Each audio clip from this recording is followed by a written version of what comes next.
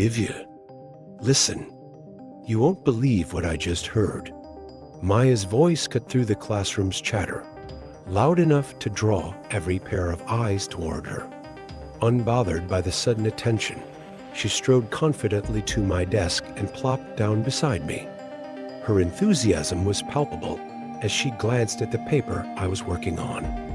"What's this?" she asked, pointing at the 3 columns I'd labeled Science, Commerce, and Humanities. Trying to figure out my future, I said flatly, continuing to scribble subcategories under Science. Ben, seated in front of us, chimed in without looking up. "We're deciding career paths. You know, important stuff." Maya raised an eyebrow at me. I shrugged, silently agreeing that the whole thing was absurd. But before I could explain further, she leaned in, her voice dropping to a conspiratorial whisper. "You won't believe what one of the seniors told me." I sighed, already bracing myself for whatever ridiculous tale she'd latched onto this time. "Let me guess," I said, feigning deep thought. "The senior boys are planning a prank? The cafeteria is finally getting decent food?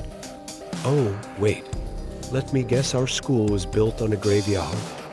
"Yes," Maya whisper-screamed, cutting me off with wide eyes. "Well, not exactly that. But a girl committed suicide here years ago because of academic pressure." I rolled my eyes. "Those are just rumors, Maya. Don't believe everything you hear." But before I could turn back to my work, she grabbed my arm, pulling me closer. "Divya, just look at this." She fished her phone out of her bag, a blatant violation of school rules. "Are you insane?" I hissed, glancing nervously around. "If someone sees..." "Relax," she said, waving off my concerns. "You're perfect. Use your power for once." She grinned mischievously as she pulled up an image in her gallery. "Excellent school, Mumbai. Radhika Chauhan, a 16-year-old student studying in excellent school, has committed suicide on October 13, 2017. We offer condolences to her family and pray that her soul rests in peace." The picture showed a smiling girl in a school uniform. My heart sank as I stared at it. "Told you," Maya said, her voice softening. The bell rang, jolting us both. Maya shoved her phone back into her bag just as the teacher entered the room, and the conversation was shelved for now. That evening, unable to shake the thought of Radhika, I decided to do some digging of my own. I opened my laptop and searched for old news articles about her death. Most repeated the same narrative. Radhika had been a bright, cheerful student who tragically hanged herself at home. But something didn't sit right. Maya's words echoed in my mind. She jumped from the rooftop. The school covered it up. I clicked on an archived forum post from a student blog dated October 2017. The post was titled, "What Really Happened to Radhika?" The anonymous writer claimed to have witnessed Radhika on the school rooftop the day she died. She was standing there for what felt like hours. The post read, "Then she jumped. They told us she hanged herself at home, but that's a lie. I saw it happen." A cold chill ran through me. Another post corroborated the story. The backyard was sealed off right after. One comment read, "They didn't want anyone to find out." I scrolled further, each post adding another layer to the chilling story. The more I read, the more the official narrative unraveled. My chest tightened with a mix of fear and anger. Why would the school lie about something so horrifying? I slammed my laptop shut, heart pounding. The air in my room felt stifling, heavy. Suddenly, the curiosity that had driven me to dig deeper felt like a mistake. I couldn't unsee what I'd found, and I couldn't shake the feeling that Radhika's story wasn't just a tragic memory, it was a warning. Later that day, I stood by the school gate, waiting for my bus. Without Maya's constant chatter, the day had dragged on, leaving me restless. Why hadn't she told me she'd be absent today? My gaze wandered to the path leading to the backyard. It had been closed off for years, but wasn't exactly forbidden. Students still ventured there occasionally during recess. Memories of our earlier conversation resurfaced, mingling with fragments of the story Kavya and I had pieced together. The official account said Radhika had hanged herself at home, but the forum posts revealed the truth. Radhika had jumped from the school's rooftop, landing in the backyard. The school had covered it up. With 10 minutes until my bus arrived, an inexplicable urge tugged at me. I needed to see the backyard. As I walked down the path, a voice in my head whispered, "Curiosity killed the cat," and satisfaction brought it back. I retorted silently, pushing forward. The once vibrant lawn was now a patchwork of yellowing grass, untamed and desolate. The whole area reeked of abandonment. I stopped at the edge, my eyes drawn to where the building loomed over the yard. My chest tightened as images from the article flashed in my mind. A chill ran down my spine. I took a step back, then another. Before I knew it, I was sprinting back to the main grounds. My breath came in short gasps as I reached my bus just as it pulled in. "Divya, are you okay?" our teacher asked, her concern evident. I nodded, avoiding her gaze as I climbed aboard. But as I sank into my seat, the unease settled in. My hands felt clammy against the seat, and my mind replayed the images from the backyard, the sense of being followed, of something watching me. I couldn't shake the feeling that whatever had lingered out there had come back with me, trailing behind me like a shadow. The bus ride was uneventful, but that oppressive weight never left me. When I finally arrived at school, the sensation still clung to me, curling around my thoughts like smoke. It felt like something was waiting for me, something I couldn't quite see, but could always feel just beyond my reach. The classroom was quiet because today we were having a math test, the hum of pencils scraping against paper the only sound, apart from the occasional shift in someone's chair. The invigilator paced back and forth, his sharp gaze scanning the room like a hawk. His presence seemed to make the air even more suffocating, every sound magnified in the silence. I sat at the back of the room, eyes glued to the geometry problem in front of me, my pencil hovering over the page as I tried to focus. But my mind was a storm of thoughts, tangled and impossible to untangle. I felt like I was floating, disconnected from my own body, as if the space around me had become too small, too cramped. Then I felt it, a cold draft, a chill that swept through the room so suddenly, it made the hairs on my neck stand up. My eyes flicked to the windows, but they were closed. No breeze, no reason for the temperature to drop so sharply. I tried to ignore it, forcing my attention back on the triangle in front of me, trying to make sense of the numbers. I had to focus.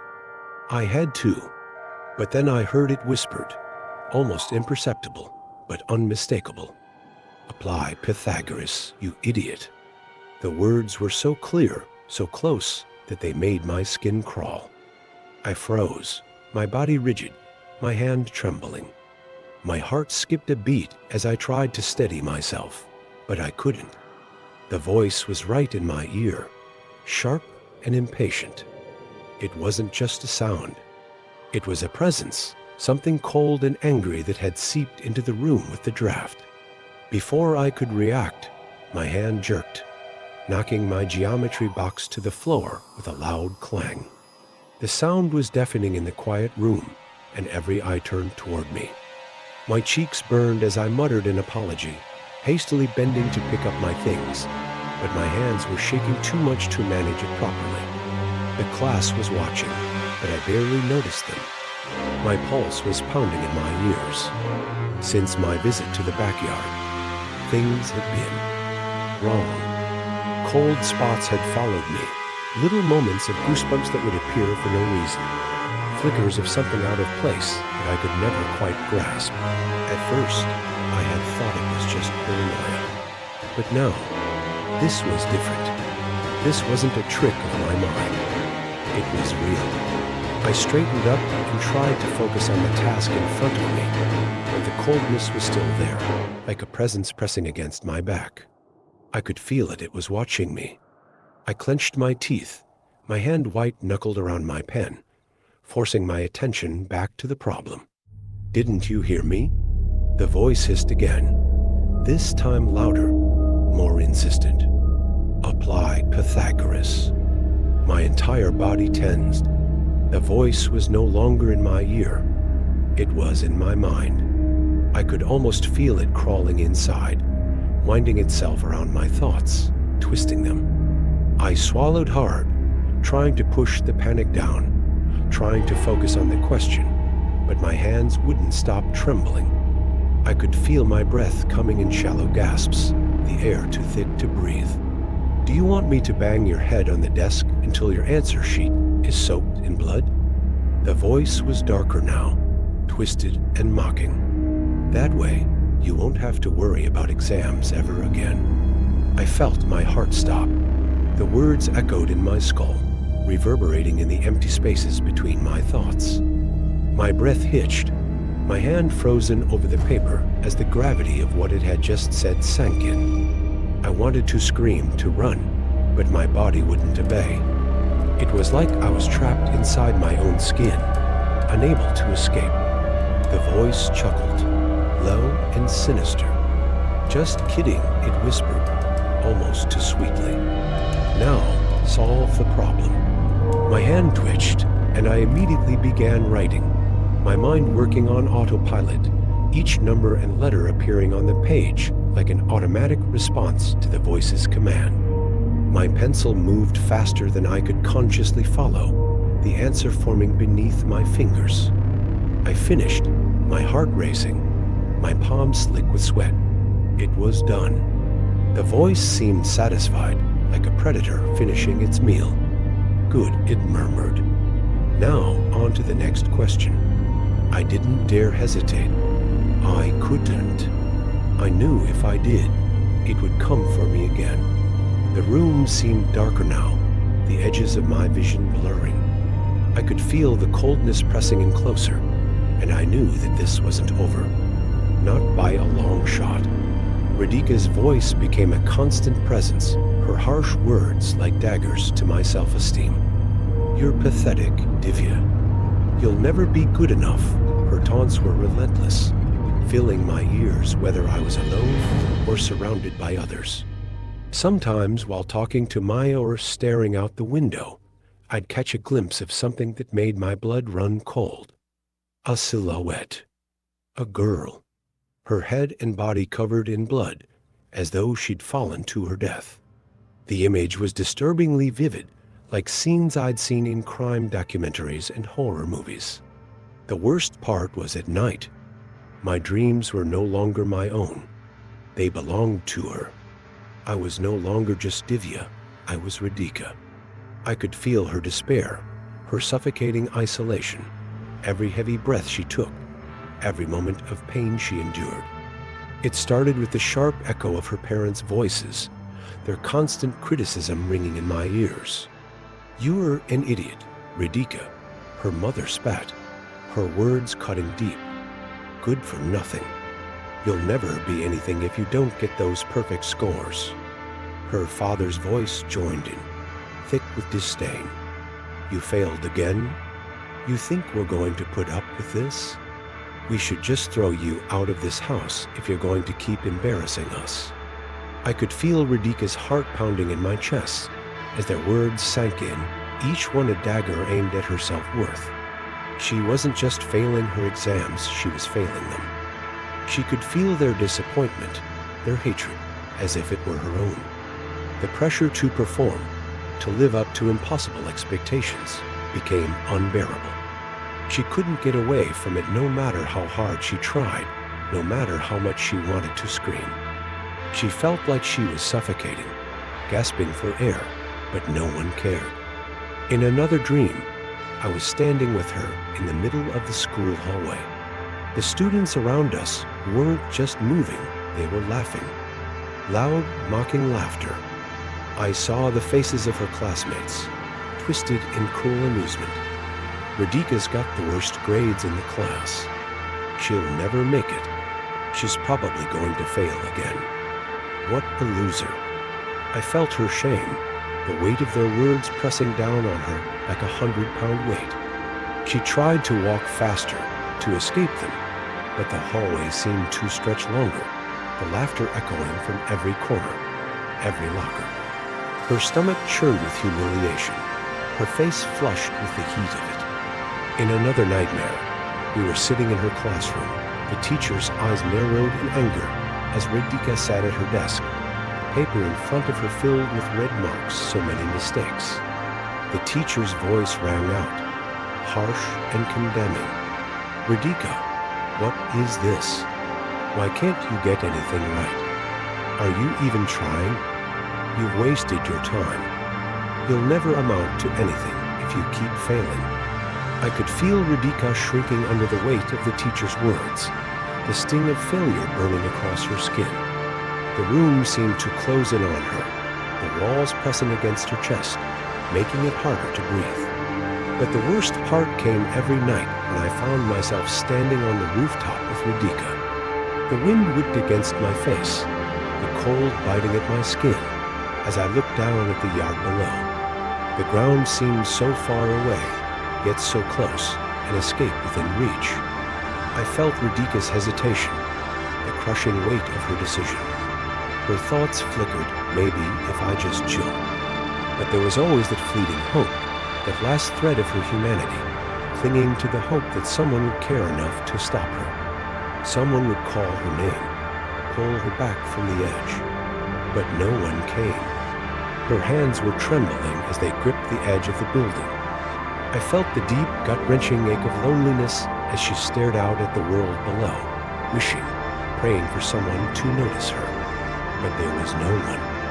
And then I felt her heart skip as she made her decision, the final, irreversible choice. The moment before the fall was the most horrifying. I could feel her breath catch in her chest, her heart pounding in terror as she stepped closer to the edge. The air seemed to thicken, heavy with her sorrow and regret, and for a moment, I thought I could hear her voice, quiet but clear, calling out into the empty world. Help me, but no one answered. I could feel her body tense, her muscles seizing, as she leaned forward, the ground rushing up toward her in a dizzying blur of green and gray. Her stomach twisted with terror and resolve, and then nothing. I always woke up just before the impact, drenched in sweat, gasping for air, my heart pounding in my chest as if I too had fallen. But even in the waking world, her voice lingered. It's not over, she whispered, her tone filled with an eerie mix of anger and despair. And deep down, I knew she was right.